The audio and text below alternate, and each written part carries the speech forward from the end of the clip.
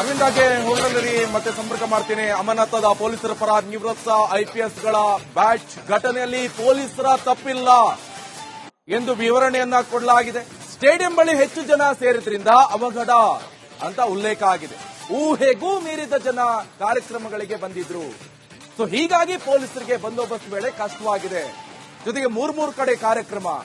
So ಈ ಎಲ್ಲ ಹಿನ್ನೆಲೆಯಿಂದ ಪೊಲೀಸರಿಗೆ ಬಹಳ ಕಷ್ಟ ಆಯಿತು. ಅಮರನಾಥದ ಪೊಲೀಸರ ಪರ ನಿವೃತ್ತ ಐಪಿಎಸ್ಗಳು ಈಗ ಬ್ಯಾಟ್ ಬೀಸ್ತಿದ್ದಾರೆ. ಘಟನೆಯಲ್ಲಿ ಪೊಲೀಸರ ತಪ್ಪಿಲ್ಲ, ಪೊಲೀಸರದ್ದು ಏನ್ ತಪ್ಪಿದೆ ಅಂತ ಅವರು ಕೂಡ ಪ್ರಶ್ನೆ ಮಾಡ್ತಾ ಇದ್ದಾರೆ. ಸ್ಟೇಡಿಯಂ ಬಳಿ ಹೆಚ್ಚು ಜನ ಸೇರಿದ್ರಿಂದ ಅವಘಡ ಅಂತ ಉಲ್ಲೇಖ ಆಯಿತು. ಸೊ ಎಲ್ಲವನ್ನೂ ಕೂಡ ಈಗ ಪತ್ರ ಮುಖೇನ ಸಿಎಂ ಸಿದ್ದರಾಮಯ್ಯ ಮನವರಿಕೆಗೆ ಸೊ ಈಗ ಪತ್ರವನ್ನ ಬರೆದು ಕಳಿಸ್ಕೊಟ್ಟಿದ್ದಾರೆ. ಸಿದ್ದರಾಮಯ್ಯವರು ಏನ್ ಮಾಡ್ತಾರೆ ಏನಂತ ಗೊತ್ತಾಗಬೇಕಾಗತ್ತೆ.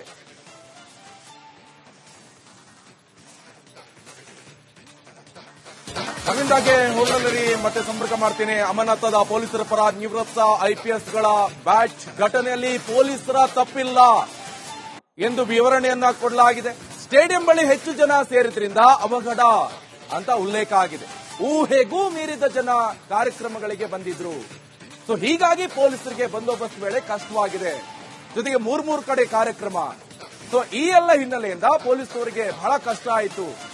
ಅಮರನಾಥದ ಪೊಲೀಸರ ಪರ ನಿವೃತ್ತ ಐಪಿಎಸ್ಗಳು ಈಗ ಬ್ಯಾಟ್ ಬೀಸ್ತಿದ್ದಾರೆ. ಘಟನೆಯಲ್ಲಿ ಪೊಲೀಸರ ತಪ್ಪಿಲ್ಲ, ಪೊಲೀಸರದ್ದು ಏನ್ ತಪ್ಪಿದೆ ಅಂತ ಅವರು ಕೂಡ ಪ್ರಶ್ನೆ ಮಾಡ್ತಾ ಇದ್ದಾರೆ. ಸ್ಟೇಡಿಯಂ ಬಳಿ ಹೆಚ್ಚು ಜನ ಸೇರಿದ್ರಿಂದ ಅವಘಡ ಅಂತ ಉಲ್ಲೇಖ ಆಯಿತು. ಸೊ ಎಲ್ಲವನ್ನೂ ಕೂಡ ಈಗ ಪತ್ರ ಮುಖೇನ ಸಿಎಂ ಸಿದ್ದರಾಮಯ್ಯ ಮನವರಿಕೆಗೆ ಸೊ ಈಗ ಪತ್ರವನ್ನ ಬರೆದು ಕಳಿಸ್ಕೊಟ್ಟಿದ್ದಾರೆ. ಸಿದ್ದರಾಮಯ್ಯವರು ಏನ್ ಮಾಡ್ತಾರೆ ಏನಂತ ಗೊತ್ತಾಗಬೇಕಾಗತ್ತೆ.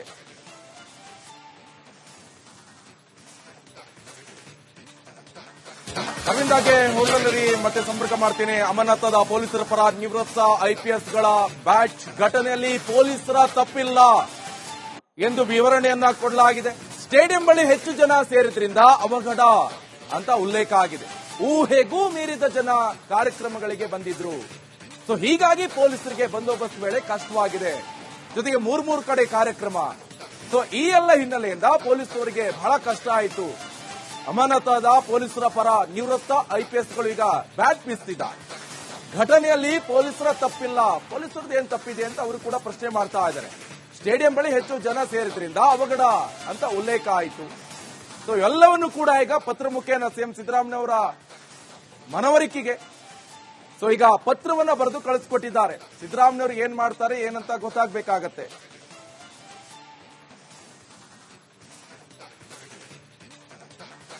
ಅರವಿಂದಾಗೆ ಹೋಗಲಿ ಮತ್ತೆ ಸಂಪರ್ಕ ಮಾಡ್ತೀನಿ. ಅಮರನಾಥದ ಪೊಲೀಸರ ಪರ ನಿವೃತ್ತ ಐಪಿಎಸ್ಗಳ ಬ್ಯಾಚ್ ಘಟನೆಯಲ್ಲಿ ಪೊಲೀಸರ ತಪ್ಪಿಲ್ಲ ಎಂದು ವಿವರಣೆಯನ್ನ ಕೊಡಲಾಗಿದೆ. ಸ್ಟೇಡಿಯಂ ಬಳಿ ಹೆಚ್ಚು ಜನ ಸೇರಿದ್ರಿಂದ ಅವಘಡ ಅಂತ ಉಲ್ಲೇಖ ಆಗಿದೆ. ಊಹೆಗೂ ಮೀರಿದ ಜನ ಕಾರ್ಯಕ್ರಮಗಳಿಗೆ ಬಂದಿದ್ರು. ಸೊ ಹೀಗಾಗಿ ಪೊಲೀಸರಿಗೆ ಬಂದೋಬಸ್ತ್ ವೇಳೆ ಕಷ್ಟವಾಗಿದೆ. ಜೊತೆಗೆ ಮೂರ್ ಕಡೆ ಕಾರ್ಯಕ್ರಮ. ಸೊ ಈ ಎಲ್ಲ ಹಿನ್ನೆಲೆಯಿಂದ ಪೊಲೀಸರಿಗೆ ಬಹಳ ಕಷ್ಟ ಆಯಿತು. ಅಮರನಾಥದ ಪೊಲೀಸರ ಪರ ನಿವೃತ್ತ ಐಪಿಎಸ್ಗಳು ಈಗ ಬ್ಯಾಟ್ ಬೀಸ್ತಿದ್ದಾರೆ. ಘಟನೆಯಲ್ಲಿ ಪೊಲೀಸರ ತಪ್ಪಿಲ್ಲ, ಪೊಲೀಸರದ್ದು ಏನ್ ತಪ್ಪಿದೆ ಅಂತ ಅವರು ಕೂಡ ಪ್ರಶ್ನೆ ಮಾಡ್ತಾ ಇದ್ದಾರೆ. ಸ್ಟೇಡಿಯಂ ಬಳಿ ಹೆಚ್ಚು ಜನ ಸೇರಿದ್ರಿಂದ ಅವಘಡ ಅಂತ ಉಲ್ಲೇಖ ಆಯಿತು. ಸೊ ಎಲ್ಲವನ್ನೂ ಕೂಡ ಈಗ ಪತ್ರ ಮುಖೇನ ಸಿಎಂ ಸಿದ್ದರಾಮಯ್ಯ ಮನವರಿಕೆಗೆ ಸೊ ಈಗ ಪತ್ರವನ್ನ ಬರೆದು ಕಳಿಸ್ಕೊಟ್ಟಿದ್ದಾರೆ. ಸಿದ್ದರಾಮಯ್ಯವರು ಏನ್ ಮಾಡ್ತಾರೆ ಏನಂತ ಗೊತ್ತಾಗಬೇಕಾಗತ್ತೆ.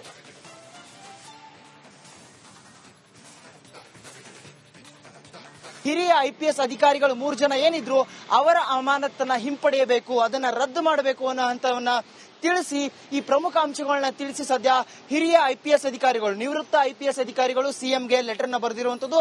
ಈ ಸಂಬಂಧ ಈ ಅಮಾನತ್ ಏನಿದೆ ಪ್ರತ್ಯೇಕವಾಗಿ ಸರ್ಕಾರ ಮಾತ್ರ ಈ ಒಂದು ನಿರ್ಧಾರವನ್ನ ತೆಗೆದುಕೊಳ್ಳೋದಕ್ಕೆ ಸಾಧ್ಯ ಇಲ್ಲ. ಇದಕ್ಕೆ ಕೇಂದ್ರದ ಕಮಿಷನ್ ಕೂಡ ಅಲ್ಲಿ ನಿರ್ಧಾರವನ್ನ ತೆಗೆದುಕೊಳ್ಳಬೇಕು, ಪ್ರಮುಖ ಪಾತ್ರವನ್ನು ವಹಿಸಬೇಕು, ಆ ನಿಟ್ಟಿನಲ್ಲಿ ತನಿಖೆ ಆಗಬೇಕು. ಅಲ್ಲಿಯವರೆಗೂ ಈಗ ಆ ಒಂದು ಅಮಾನತ್ ಏನಿದೆ ಅದನ್ನ ಹಿಂಪಡೆಯಬೇಕು ಅನ್ನುವಂತ ಆಗ್ರಹವನ್ನ ಮಾಡಿರುವಂತದ್ದು. ನಿಕೇಶ್, ಅರವಿಂದ್, ಇನ್ನೊಂದು ಬಹಳ ಪ್ರಮುಖವಾಗಿ ಈಗ ಅಮಾನತ್ ಆಗಿದ್ದಾರೆ, ಸರ್ಕಾರ ಮಾಡಿರುವಂತದ್ದು. ಇವರು ಸರಿಯಾಗಿದ್ರೆ ಇವರು ಕೋರ್ಟ್ ಹೋಗುವಂತ ಆಪ್ಷನ್ಸ್ ಇದೆಯಾ, ಚಾನ್ಸಸ್ ಇದೆಯಾ? ಇದ್ರೆ ಅಲ್ಲಿ ಏನಾಗಬಹುದು ಅಂತ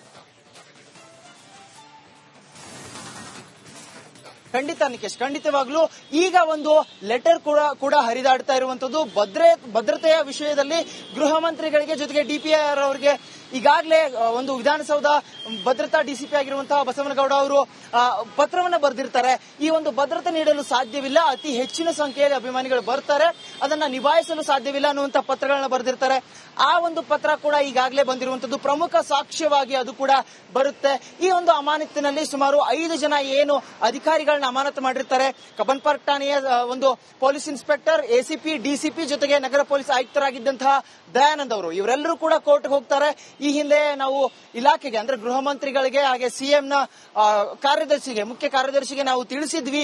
ಆದ್ರೂ ಕೂಡ ಒತ್ತಾಯದ ಮೇರೆಗೆ ಕೆಎಸ್ಸಿಎ ಒತ್ತಾಯದ ಮೇರೆಗೆ ಕಾರ್ಯಕ್ರಮವನ್ನು ಆಯೋಜನೆ ಮಾಡ್ತಾರೆ. ಜೊತೆಗೆ ಕೆಲವು ಸಿಸಿಟಿವಿಯ ಫುಟೇಜ್ಗಳು ಅಂದ್ರೆ ನಾವು 1,500 ಅಧಿಕ ಸಿಬ್ಬಂದಿಗಳನ್ನ ನಿಯೋಜನೆ ಮಾಡಿದ್ವಿ, ಬಂದೋಬಸ್ತ್ ಮಾಡಿದ್ವಿ, ಸುಮಾರು 2 ಲಕ್ಷಕ್ಕಿಂತ ಹೆಚ್ಚಿನ ಜನ ಬರ್ತಾರೆ, ಕೊನೆಯಾಗಿ ಕಾರಣವಾಗಿ ಕಾಣುತ್ತೆ ಅನ್ನುವಂತಹ ಅಂಶವನ್ನ ಬರೆದಿರ್ತಾರೆ.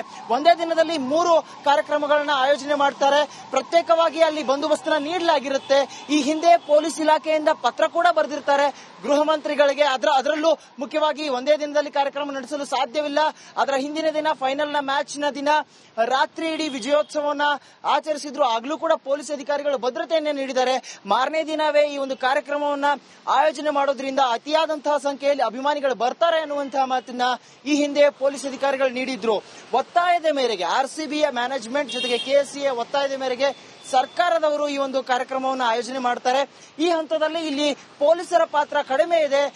ಆ ನಿಟ್ಟಿನಲ್ಲಿ ಹಿರಿಯ ಐಪಿಎಸ್ ಅಧಿಕಾರಿಗಳು 3 ಜನ ಏನಿದ್ರು ಅವರ ಅಮಾನತನ್ನ ಹಿಂಪಡೆಯಬೇಕು, ಅದನ್ನ ರದ್ದು ಮಾಡಬೇಕು ಅನ್ನೋ ಹಂತವನ್ನ ತಿಳಿಸಿ ಈ ಪ್ರಮುಖ ಅಂಶಗಳನ್ನ ತಿಳಿಸಿ ಸದ್ಯ ಹಿರಿಯ ಐಪಿಎಸ್ ಅಧಿಕಾರಿಗಳು, ನಿವೃತ್ತ ಐಪಿಎಸ್ ಅಧಿಕಾರಿಗಳು ಸಿಎಂಗೆ ಲೆಟರ್ ನ ಬರೆದಿರುವಂತದ್ದು. ಈ ಸಂಬಂಧ ಈ ಅಮಾನತ್ ಏನಿದೆ ಪ್ರತ್ಯೇಕವಾಗಿ ಸರ್ಕಾರ ಮಾತ್ರ ಈ ಒಂದು ನಿರ್ಧಾರವನ್ನ ತೆಗೆದುಕೊಳ್ಳೋದಕ್ಕೆ ಸಾಧ್ಯ ಇಲ್ಲ. ಇದಕ್ಕೆ ಕೇಂದ್ರದ ಕಮಿಷನ್ ಕೂಡ ಅಲ್ಲಿ ನಿರ್ಧಾರವನ್ನ ತೆಗೆದುಕೊಳ್ಳಬೇಕು, ಪ್ರಮುಖ ಪಾತ್ರವನ್ನು ವಹಿಸಬೇಕು, ಆ ನಿಟ್ಟಿನಲ್ಲಿ ತನಿಖೆ ಆಗಬೇಕು. ಅಲ್ಲಿಯವರೆಗೂ ಈಗ ಆ ಒಂದು ಅಮಾನತ್ ಏನಿದೆ ಅದನ್ನ ಹಿಂಪಡೆಯಬೇಕು ಅನ್ನುವಂತ ಆಗ್ರಹವನ್ನ ಮಾಡಿರುವಂತದ್ದು. ನಿಕೇಶ್, ಅರವಿಂದ್, ಇನ್ನೊಂದು ಬಹಳ ಪ್ರಮುಖವಾಗಿ ಈಗ ಅಮಾನತು ಆಗಿದ್ದಾರೆ, ಸರ್ಕಾರ ಮಾಡಿರುವಂತದ್ದು. ಇವರು ಸರಿಯಾಗಿದ್ರೆ ಇವರು ಕೋರ್ಟ್ ಹೋಗುವಂತ ಆಪ್ಷನ್ಸ್ ಇದೆಯಾ, ಚಾನ್ಸಸ್ ಇದೆಯಾ? ಇದ್ರೆ ಅಲ್ಲಿ ಏನಾಗಬಹುದು ಅಂತ. ಖಂಡಿತ ನಿಕೇಶ್, ಖಂಡಿತವಾಗ್ಲೂ ಈಗ ಒಂದು ಲೆಟರ್ ಕೂಡ ಹರಿದಾಡ್ತಾ ಇರುವಂತದ್ದು ಭದ್ರತೆಯ ವಿಷಯದಲ್ಲಿ ಗೃಹ ಮಂತ್ರಿಗಳಿಗೆ ಜೊತೆಗೆ ಡಿಪಿಆರ್ ಅವರಿಗೆ ಈಗಾಗಲೇ ಒಂದು ವಿಧಾನಸೌಧ ಭದ್ರತಾ ಡಿಸಿಪಿ ಆಗಿರುವಂತಹ ಬಸವನಗೌಡ ಅವರು ಪತ್ರವನ್ನ ಬರೆದಿರ್ತಾರೆ. ಈ ಒಂದು ಭದ್ರತೆ ನೀಡಲು ಸಾಧ್ಯವಿಲ್ಲ, ಅತಿ ಹೆಚ್ಚಿನ ಸಂಖ್ಯೆಯಲ್ಲಿ ಅಭಿಮಾನಿಗಳು ಬರ್ತಾರೆ, ಅದನ್ನ ನಿಭಾಯಿಸಲು ಸಾಧ್ಯವಿಲ್ಲ ಅನ್ನುವಂತ ಪತ್ರಗಳನ್ನ ಬರೆದಿರ್ತಾರೆ. ಆ ಒಂದು ಪತ್ರ ಕೂಡ ಈಗಾಗಲೇ ಬಂದಿರುವಂತದ್ದು ಪ್ರಮುಖ ಸಾಕ್ಷ್ಯವಾಗಿ ಅದು ಕೂಡ ಬರುತ್ತೆ. ಈ ಒಂದು ಅಮಾನತಿನಲ್ಲಿ ಸುಮಾರು 5 ಜನ ಏನು ಅಧಿಕಾರಿಗಳನ್ನ ಅಮಾನತು ಮಾಡಿರ್ತಾರೆ. ಕಬ್ಬನ್ ಪಾರ್ಕ್ ಠಾಣೆಯ ಒಂದು ಪೊಲೀಸ್ ಇನ್ಸ್ಪೆಕ್ಟರ್, ಎಸಿಪಿ, ಡಿಸಿಪಿ ಜೊತೆಗೆ ನಗರ ಪೊಲೀಸ್ ಆಯುಕ್ತರಾಗಿದ್ದಂತಹ ದಯಾನಂದ್ ಅವರು ಇವರೆಲ್ಲರೂ ಕೂಡ ಕೋರ್ಟ್ ಹೋಗ್ತಾರೆ. ಈ ಹಿಂದೆ ನಾವು ಇಲಾಖೆಗೆ ಅಂದ್ರೆ ಗೃಹ ಮಂತ್ರಿಗಳಿಗೆ ಹಾಗೆ ಸಿಎಂನ ಮುಖ್ಯ ಕಾರ್ಯದರ್ಶಿಗೆ ನಾವು ತಿಳಿಸಿದ್ವಿ. ಆದ್ರೂ ಕೂಡ ಒತ್ತಾಯದ ಮೇರೆಗೆ ಕೆಎಸ್ಸಿಎ ಒತ್ತಾಯದ ಮೇರೆಗೆ ಕಾರ್ಯಕ್ರಮವನ್ನು ಆಯೋಜನೆ ಮಾಡ್ತಾರೆ. ಜೊತೆಗೆ ಕೆಲವು ಸಿಸಿಟಿವಿಯ ಫುಟೇಜ್ಗಳು ಅಂದ್ರೆ ನಾವು 1,500 ಅಧಿಕ ಸಿಬ್ಬಂದಿಗಳನ್ನ ನಿಯೋಜನೆ ಮಾಡಿದ್ವಿ, ಬಂದೋಬಸ್ತ್ ಮಾಡಿದ್ವಿ, ಸುಮಾರು 2 ಲಕ್ಷಕ್ಕಿಂತ ಹೆಚ್ಚಿನ ಜನ ಬರ್ತಾರೆ,